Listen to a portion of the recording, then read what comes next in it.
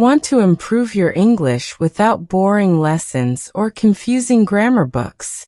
Then stick around, because these real adventure stories teach you naturally, while keeping it fun. Make sure to like this video, subscribe, and turn on notifications.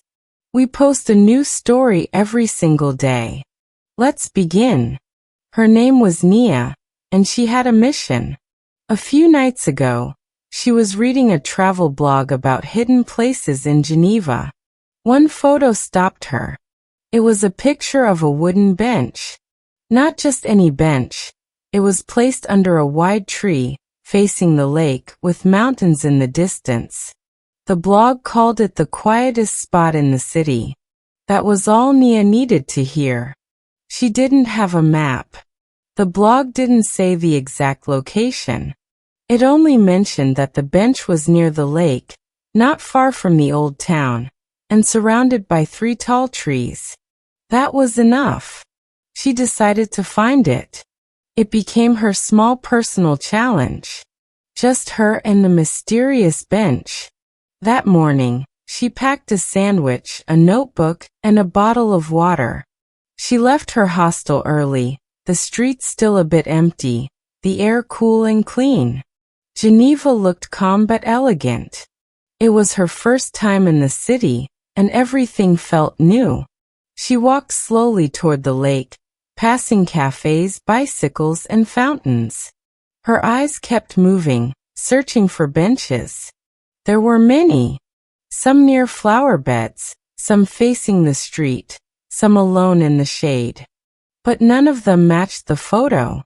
They were the wrong shape. Or the trees were wrong. Or the view was missing. Still she kept walking. Every few minutes she paused, looked around, checked the angle of the sun, and tried to remember the picture in her mind. The bench in the photo had a special mood, quiet but strong.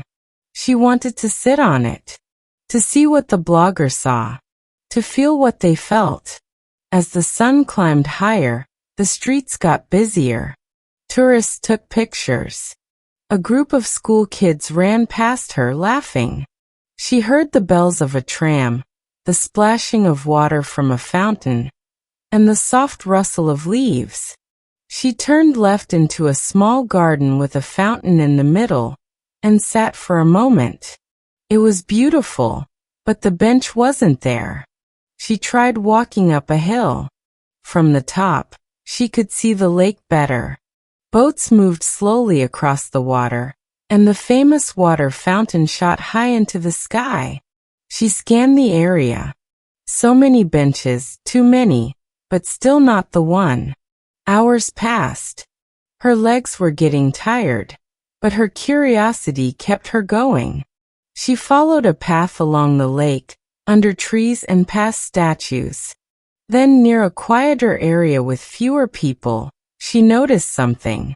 There were 3 tall trees in a triangle, and under them, just one bench. She slowed down.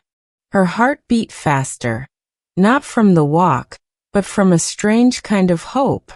She walked toward it. Yes, wooden, old but strong. The same view, the same tree shadows, the same curve of the lake in front. It wasn't a copy. It was the bench. She sat down. The wood was warm from the sun. The wind touched her hair gently. She looked at the lake, just like in the photo. But now it wasn't just a picture. It was real. She had found it, not with GPS or directions, but with her eyes, her feet, and a little patience. For a long time she didn't move. She just sat there, watching the water, feeling the quiet. She took out her notebook and wrote. I followed an idea. It wasn't about the bench. It was about seeing something simple and deciding to look for it. That made the city feel alive. She ate her sandwich.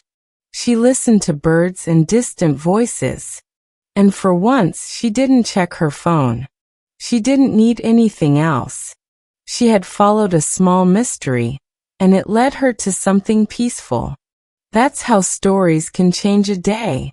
And just like that, she stood up, took one last look, and walked away. And now look at you. You just followed Nia's journey using real English. No long grammar lists, no exercises, just a natural story that helped your brain pick up useful words, phrases, and sentence patterns. That's how you grow one story at a time.